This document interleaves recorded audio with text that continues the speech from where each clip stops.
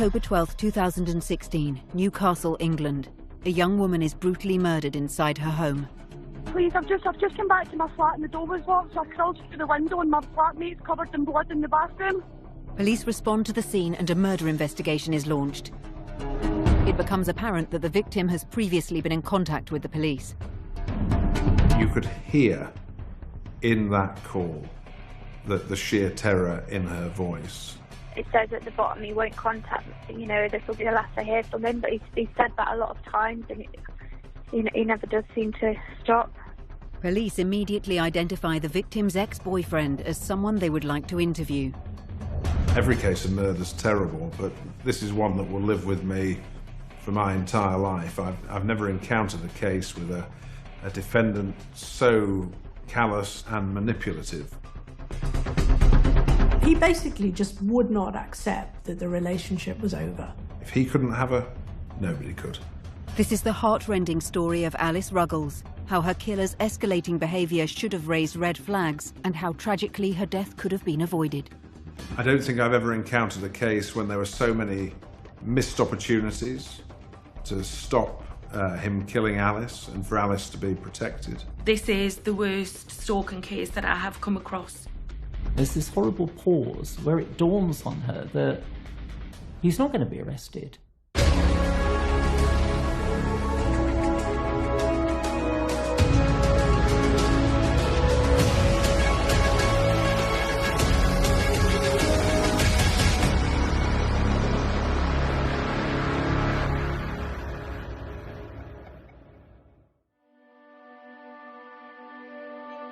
Christmas Eve 1991, Leicestershire. Alice, a beautiful baby girl, is born to Clive Ruggles and Sue Hill. We live in a small village in Leicestershire. It's called Turlangton. There's only about 150 people live here. We've lived here since all our children were born. We were a close-knit family. We had 4 children, and Alice was the third of our 4 children.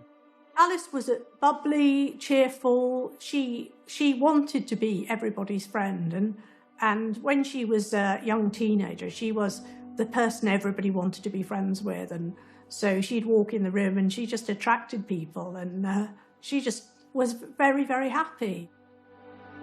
She always had this incredible empathy. I can remember that even from a fairly young age. She'd sort of work out how you were thinking and what you were thinking and if you were depressed or something.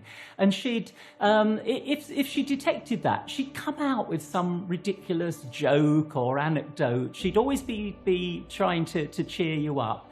And she'd succeed. And she became one of those people who would lighten things, and she would come into a room full of people and there was a bit of an atmosphere. She'd just get everyone going and laughing. So she had a real talent. Empathetic was the word. Alice was very close to her elder sister, Emma. They would do many things together as sisters do. They had different interests, and Emma was always very good at sport, and Alice always liked sport, but she struggled to find a sport that Emma wasn't inherently better at. And she eventually found that. She went on a PGL course when she was about 11, I think, from school, and discovered fencing. And Emma had tried it once and hated it. And I think that may have been a motivation for Alice, but whatever. But she actually got really, really good at fencing, and she started to train, and she became eventually a member of the East Midlands squad, youth squad, and would travel around doing fencing matches. She absolutely loved fencing, and she decided that was going to be her thing. After a couple of years, she was the Leicester champion for her age, and she won the competition for that. A couple of years later, she won the adult competition for Leicestershire as well. She was also the East Midlands champion for a long time as well, so she's quite successful at it. And it was such an important thing in her life that was how she chose where to go to university. So instead of looking at where does the course I want to do best, she was looking at where does the course I want to do, but also has a very, very good fencing club. And that is why she ended up at Northumbria University in Newcastle. When Alice decided to go to university, she was influenced in, I think where she was going with a degree, she was in a family with kind of scientific engineering side. In fact, most of our others landed up in different fields of engineering, effectively. Alice decided, because she also had this artistic flair, she decided that she was going to do a degree in product design, which sort of mixes soft engineering with the sort of artistic design side. But once she got to Newcastle, she discovered that she loved the place. And so she did her 4 years of her degree there. But when she finished, she decided that Newcastle was somewhere she wanted to stay. She then got a job with Sky working on the telephone. So her job was to pick up the phone and try and persuade you that actually you didn't want to cancel your subscription. You actually wanted to subscribe to Sky Sports and Movies Plus or all the other things that you needed to do.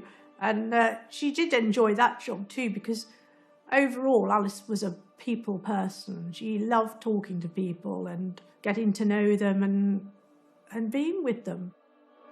Alice was very happy. It was interesting because she liked to be in a relationship with someone. And when she was working at Sky, she wasn't in a relationship with anyone, but she was totally happy with how she was. And that was a really good sign that the job was right for her, because it didn't matter that she wasn't in a relationship. It just meant that she could get on with life. You know, at one point we're sort of seeing it that she's at the absolute peak of her life because everything's going well. She's really happy, her job's going well, she's got a lovely flat, she's sharing with some people she likes, she's got so many friends that she just was really happy. She always loved the idea of travelling, and she got the opportunity in 2015. A friend of hers, Jen, was planning a trip to Sri Lanka.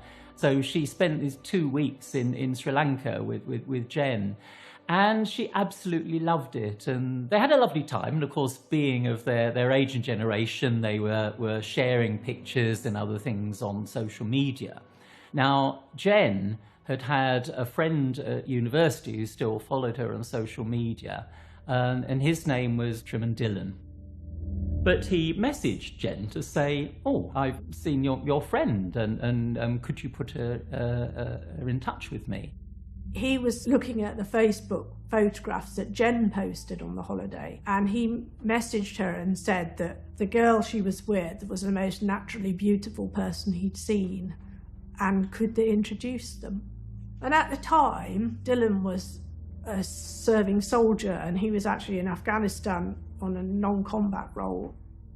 I thought that this was someone Alice had met and was actually seeing quite a lot of, but in fact, Alice hadn't met him. And this happened in October, where they started talking on Facebook, and they got on really well and chatted a lot. And he was obviously quite lonely because he was a soldier serving abroad, and so it was nice for him to chat to Alice. When Alice came home for Christmas that year, we got the impression that he was a boyfriend, the way she talked about him. What we didn't realise, that she'd never actually ever met him. Alice and Dylan's relationship accelerates quickly, and there are troubling signs. The relationship is becoming very intense very quickly, bearing in mind they've never physically met in person. It wasn't until January that they actually met face to face, and yet by December, Alice had changed her Facebook status from being single to being in a relationship. Christmas Eve was Alice's birthday. And even on her birthday, she was concerned about staying in touch with him. And I think he sent her a couple of messages about seeing other people, which upset her rather. And I remember her saying, I said to her, you know, "Where's Jen? Have you seen Jen recently?" And she said, "Oh, I'm not friends with Jen anymore." She said, "We had an argument." She said, "Harry says I must never speak to her again." And that rang a massive alarm bell for me, that, you know, that's not right at all, that someone should tell you who you can be friends with. What I didn't realise was that Dylan had actually engineered the argument between them, and he'd fuelled it. And it was a really effective way of isolating her from her friends. January 2016, Newcastle, England. Online daters Alice Ruggles and Trim Dillon meet for the first time in their 3-month relationship. Dylan is on leave from his army tour in Afghanistan. He came down to Newcastle and stayed with Alice for a week, and she said they had an absolutely wonderful time and that he was lovely and he took her out and he was very gentlemanly and he paid for things. And then they had a week in Edinburgh and they had a lovely time there as well. They saw all the sights of Edinburgh where Alice had never been before, and it was a lovely time. Certainly after they'd spent those 2 weeks together in January, I think she was besotted with him. Alice rang me at that time and said, "Mum, he's just amazing. I actually think he is the one." When Dylan finishes his tour in Afghanistan a few months later, Alice brings him to meet her parents. We first met him together with Alice. It was on the May Bank holiday weekend. You know, he was a personable enough lad. Truman had been brought up in India. He was of a Sikh background. He was an only child. He talked about there being servants to the family, so they're obviously reasonably affluent. But he also talked about how spoiled he was. And he did say, "I always get my own way. I always get whatever I want." He was obviously quite westernised because his Indian accent was barely present, and I was actually quite surprised to discover he actually was Indian because he just sounded like he'd lived in Britain all his life. He was at university, I think, in India, then finished 2 years of his university education in the UK, in Edinburgh. He joined up with the British Army because that was the only way that he could stay in Britain. This clean-cut image, this is somebody who's got a responsible job. He's ticking all the boxes in terms of his career, notwithstanding his occupation and his background, you know, in terms of how he is with Alice, the positive comments, the praise. This is a good, decent person. I remember when he left the house that we both said to each other, "What do you think then?" And Clive said, "Yeah, he was just trying to say what he wanted us to hear." And that was really good description of what he was like, in the sense that he just wanted us to think he was going to look after Alice and he was going to be kind and nice to her. That first weekend, everything was fine, but they came down again for the second bank holiday weekend. And by that time, only 3 or 4 weeks later, things seemed to have changed a little bit. And it was odd because I remember the fact that he spent an awful lot of time trying to buy a car on his phone and basically ignoring her.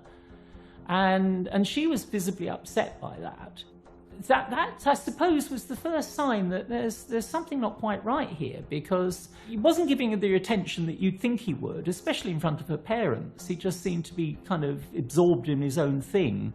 As the relationship continues, Dylan's behaviour becomes more cruel. He'd quite often make not very nice comments about her, so comments about the fact that she had a big nose and that she had hairy arms and all sort of things that he was really trying to undermine her confidence. They're spending all their time together, and friends and family have noticed that Alice isn't sort of available in the same way that she was previously, not going out unless they're together. Things weren't as happy as they perhaps should have been or were initially. They're using each other's devices, tablets, phones, you know, so he has access to Alice's iPad or tablet or phone, and of course any accounts that are on there legitimately at the time. Dylan's behaviour is becoming increasingly more jealous and controlling. I remember Alice saying, "Mum, he rings me up every morning and he wants me to send a photograph so he can see what I'm wearing. And that sounds lovely and caring." And that was how Alice saw it. She'd message him from a party and saying, "I'm at a party, you know, it's really lovely."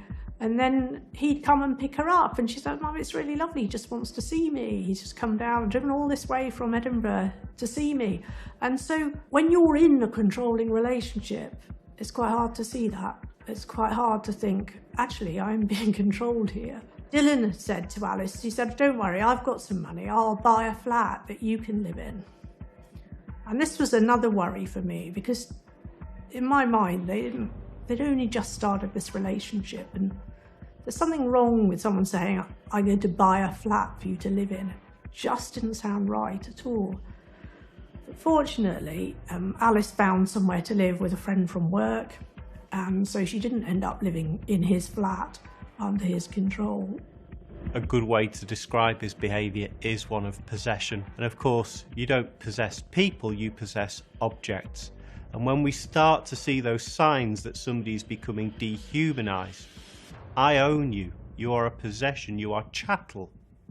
It starts to open up those ideas about power, control, ownership.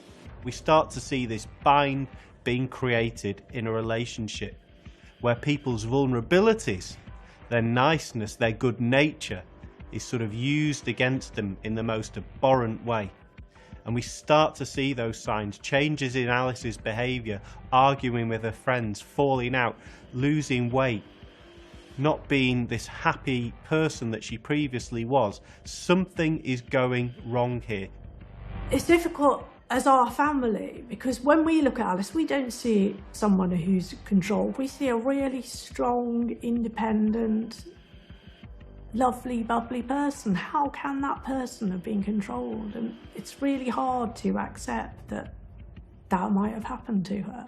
It's hard to conceive how affected someone must feel in that situation. I mean, every moment of your life, in every different way, this other person either knows where you are, who you're with, or they might know. I mean, this is now controlling your entire life, and that's how it was for Alice. 24-year-old Alice Ruggles is in a relationship with Treman Dillon.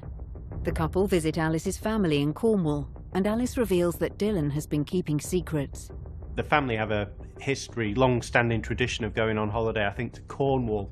Alice had decided she'd had enough of him before that holiday started.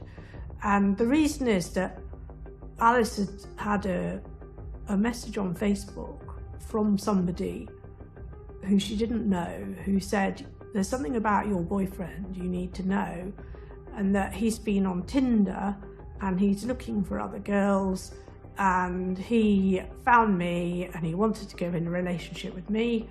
So I looked at his Facebook and I found that he was in a relationship with you, and you need to know that that's what he's doing. She had found out that he was speaking to other girls using dating apps and Facebook because somebody contacted Alice. By the way, I've seen that you're in a relationship with this person, and FYI, he's been contacting me. And Alice tackled him about it. And he first of all denied it completely.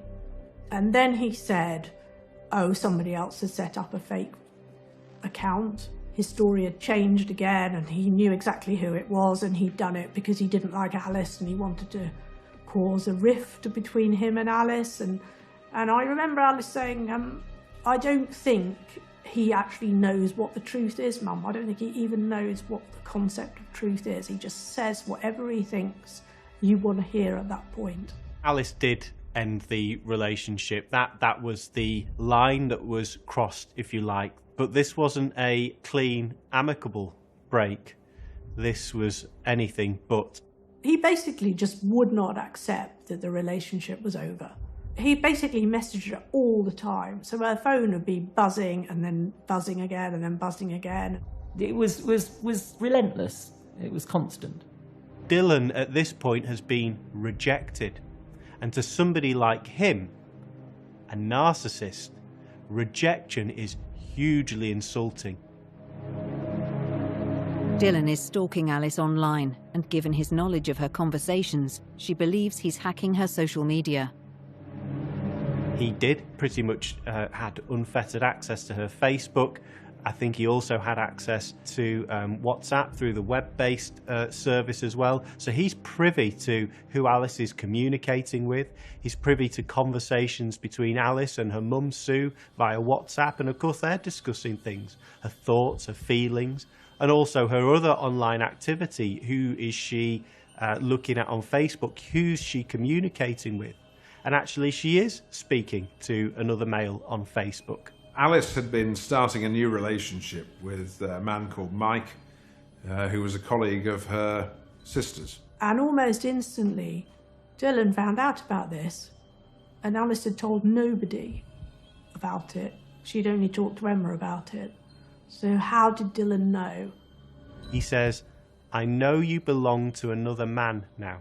So it's a very clear sign that he has dehumanised Alice. Mike knows everything. Alice, has explained the situation. And when Dylan contacts him, saying that Alice is cheating on him, it tells you something very clear about what he thinks. This is far from over. Alice's new relationship is another trigger, and Dylan's behaviour escalates again. It was Emma, more than any of us, who began to think of this as stalking. We didn't know about the level of danger that was involved in this. We, like Alice, assumed that at some point he would just give up and move on and go away.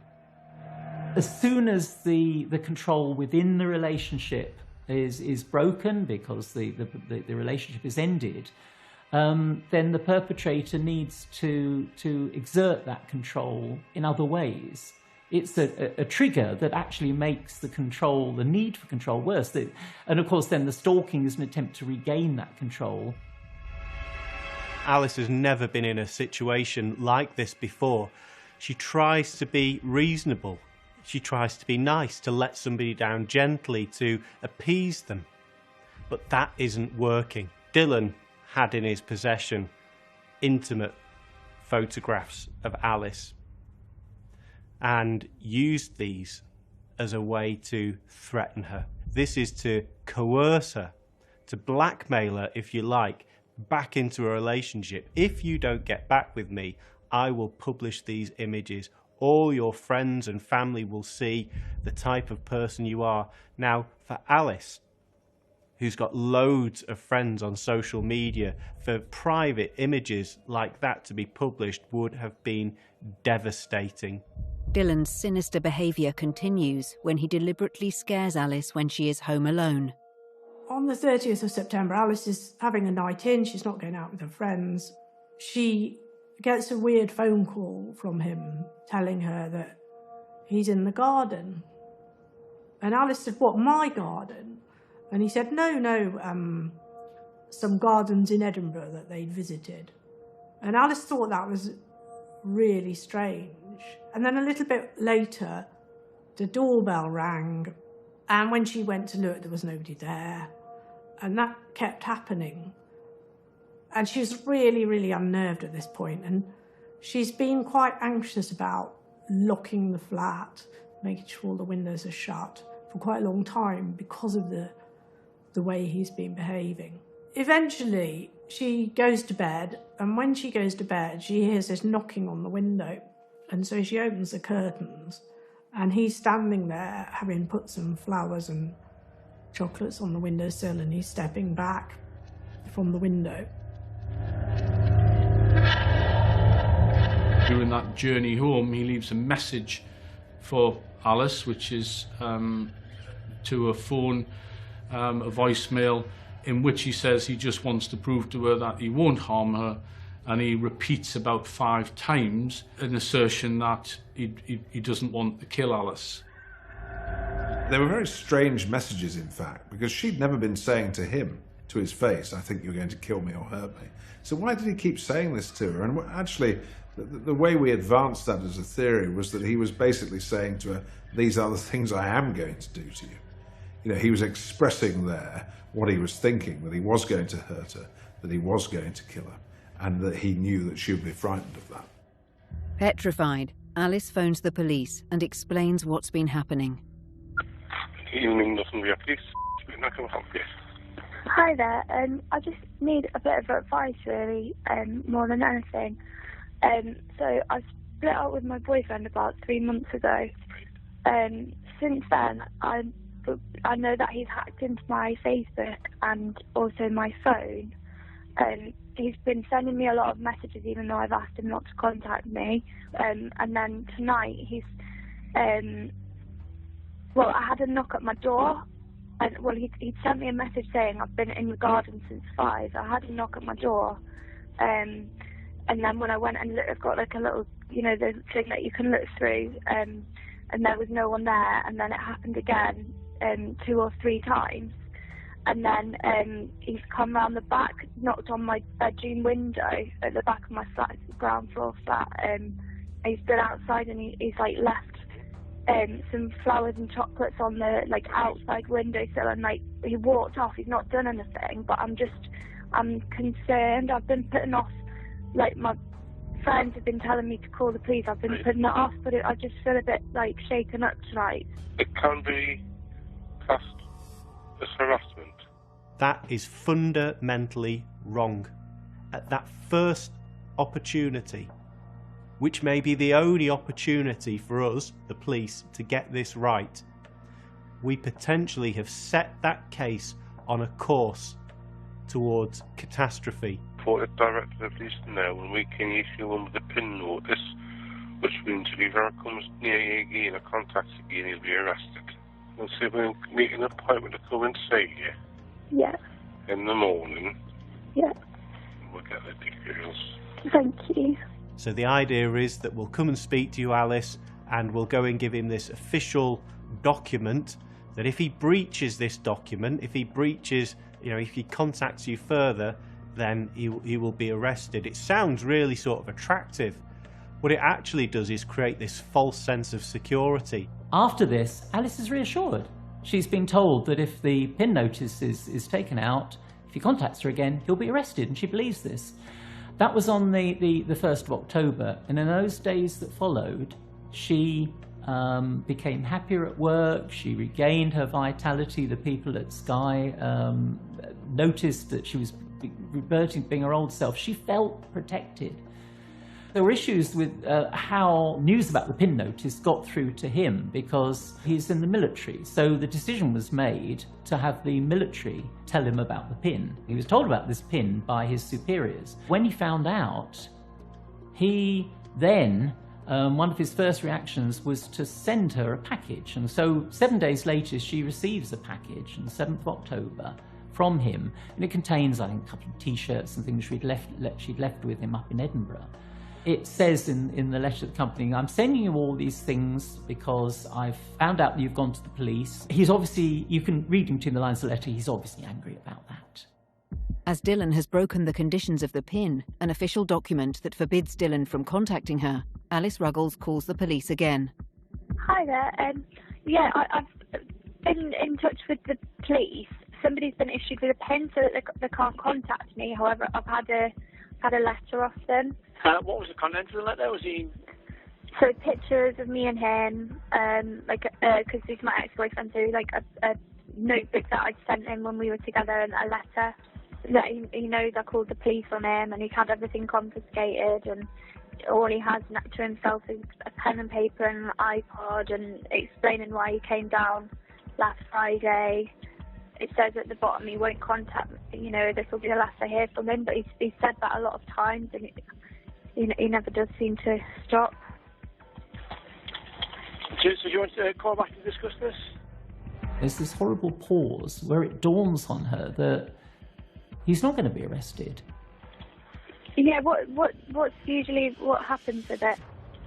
Okay, well, I'll let them know you want someone to contact you back, just discuss what can be done. Okay. Will it be the police officer that's been dealing with my case? I can't guarantee who it'll be.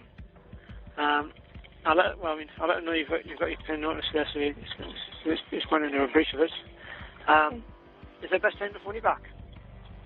Any time really will be fine. All right, thank you. Yeah, thanks, bye. Thanks, bye. And we don't have a phone call of the callback she eventually received, because it was them then calling her. And it was a lady now on the phone, basically at some point said to her, well, what do you expect us to do about it? Arrest him? At that point, it's almost you hear the moment when she suddenly realised she's not being protected. By this stage, Alice is truly frightened of Dylan. Colleagues from Sky are bringing her home every evening to the front door in their cars. Maxine, her flatmate, is with her as much as she can, but obviously there's times when she can't be there.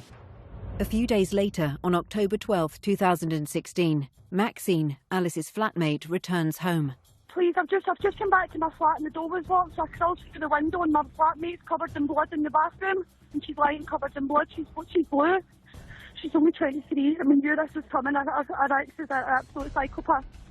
She put in a complaint in about her ex, and she phoned 101 at the weekend to report that he's tried to get in contact and says we're going to do nothing. Now this has happened. Police teams are dispatched to Alice's home, and detectives are immediately tasked with trying to locate ex-boyfriend Tremaine Dillon. By the time we got the horrible call at the door at 2 o'clock the next morning, they'd already arrested him. October 12, 2016, Northumbria police have located Tremaine Dillon at his barracks in Edinburgh and are arresting him on suspicion of the murder of his ex-girlfriend Alice Ruggles earlier that evening. So police had gone into his barracks. They caught him climbing out, attempting to climb out over the wall rather than signing out. We assume this was to go and establish his alibi. They wore body-worn footage. That body-worn footage showed that he had scratch marks on his face and on his chest, and that those were fresh and recent scratch marks. The footage revealed the police recovering his clothing, outer and underclothing, one item at a time, making sure that it wasn't contaminated. While Dillon is being held in Newcastle, police are busy gathering CCTV evidence and other forensic evidence in hope of linking him to the murder.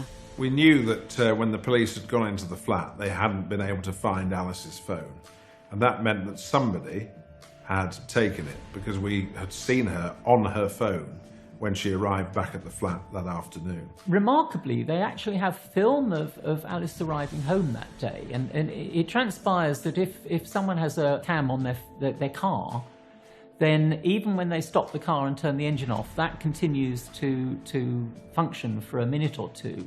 And so it seems that a neighbour's car was parked, and during that minute or two, after the person had left their car, Alice was dropped at home. And so that we actually have a timed video of her arriving for the last time in her flat. She'd been in contact with her boyfriend using that phone, so somebody had taken it. And the evidence was that the phone was being used, that is, it was connecting with masts, consistent with it travelling north back to Scotland with Tremaine Dillon. And then it stopped being used altogether. But it stopped being used altogether after Alice was dead, after her body had been discovered. So we knew that that phone was with Tremaine Dillon. And that was a really important piece of evidence, because if he was telling the truth and that he had been caught up in this tragic accident in which Alice had died, why was he stealing her phone? Why was he taking it with him back to Scotland? And why was he trying to use it? What it revealed was that he was still obsessed with who she'd been contacting, who she'd been messaging, and he was wanting to go through her phone and interrogate it. They picked up on various CCTV cameras that were around the place, pictures of his car coming into Newcastle, driving up her road, and that's how they know that he'd arrived there and was waiting for her. The evidence soon became clear once they got all this from the CCTV. Without a doubt that he'd been there, he'd driven to her road, and later after it happened, he'd driven out of Newcastle, and with the pinging of her phone on the way out of Newcastle, it's absolutely irrefutable. Dillon initially lies about his whereabouts and concocts multiple stories about where he was. His first attempt was to say that he'd been shopping. He's then confronted with telephone evidence that shows that he was in Newcastle. So he then constructed his second account, was to say that he had been to the house, he had seen Alice, but that she had come outside and that she had shouted at him, called him a creep and scratched his face, and that he'd left. So in that second version, he said he'd left her alive and well, without any injury, and had driven back to Scotland. It was only then, when he was confronted with the fact that her blood was in his car, on his Help for Heroes bracelet, and on his clothing, that he came up with his third version of events, which was to say that Alice had accidentally killed herself with a knife in the bathroom of her home. Dillon is formally charged with Alice's murder. From the evidence collected, investigators can now tell how the last terrifying moments of Alice's life played out. Alice is in the living room. happily WhatsApping with Mike, in fact, because they were due to meet in 2 days. Mike was coming over, and sort of Mike's they were exchanging all this stuff about what they're going to do and all the rest of it. And then suddenly Alice's messages stopped. He came in through the rear yard of the property and climbed in through a window. The disturbance in the bedroom suggests that Alice had seen him there, and there had been some sort of struggle in the bedroom. And the way the flat was configured, she had run for the bathroom, which of course is the only room in the flat that had a lockable door. It was at the back of the flat. So it was a place of safety, but it was unfortunately a dead end. She got into the bathroom, and there was a footprint mark on the outside of the bathroom door and some damage to the lock. And what all that suggested was that she'd got herself into the bathroom. She'd tried to lock the door while she was being pursued by Dylan, but that he had kicked the door open, forcing the lock, and then he had attacked her inside the bathroom. Dylan had knelt on her back, pulled back her hair and slit her throat, and had been drawn so deeply and with such force across her neck that in fact her spinal cord at the back of the neck had been notched by the knife. Dylan's trial starts in April 2017. In preparation, investigators have found more digital evidence and also ex-partners of Dylan's that tell a story of jealous behaviour, control and stalking. They all spoke of a similar pattern of behaviour, that he would form a relationship very quickly, that there would be a great intensity to that relationship, but that he would become controlling during the relationship, and that he could not cope with rejection. He already had a legal framework in place to control and regulate his behaviour towards an ex-partner. On the 10th of October, unbeknown to anyone at the time, he drove all the way down from his barracks, 120 miles down to Newcastle, 2-hour journey, and went after dark to her back window and photographed those windows in her flat, and then drove all the way back to Newcastle, 5-hour round journey. I think that Harry Dillon thought that he would take his chances, that there was a chance that a jury might believe his story, that there was a chance he might be able to charm them, and so that's what he set out to do. And so we presented a very clear and compelling case. We demonstrated all of the false accounts that he'd given, and we demonstrated to the jury just how controlling and manipulative he was. But he gave evidence over the course of 5 days. He was giving evidence. 2.5 days to his advocate and 2.5 days in cross-examination. And in cross-examination, we exposed his account for the lie that it was. And we demonstrated through cross-examination just how manipulative, controlling and obsessive he was. And in fact, his evidence at trial was all an exercise in control. It was all about exerting control over Alice's family until the bitter end, taunting them effectively and tormenting them. But worse than that, it was about him saying to Alice's family, "This is your fault. If you hadn't interfered in our relationship, she would still be alive." He actually said to Alice's father at one point, "You couldn't be there to protect your daughter." It takes the jury less than 2 hours to return a verdict. The jury retired shortly before the lunch adjournment, and then they came back early in the afternoon and unanimously convicted Harry Dillon. His reaction to being convicted was one of a complete lack of emotion, but that's what he displayed throughout. He spent 2.5 days describing to the jury in graphic detail how this woman who he supposedly loved had bled to death in front of him.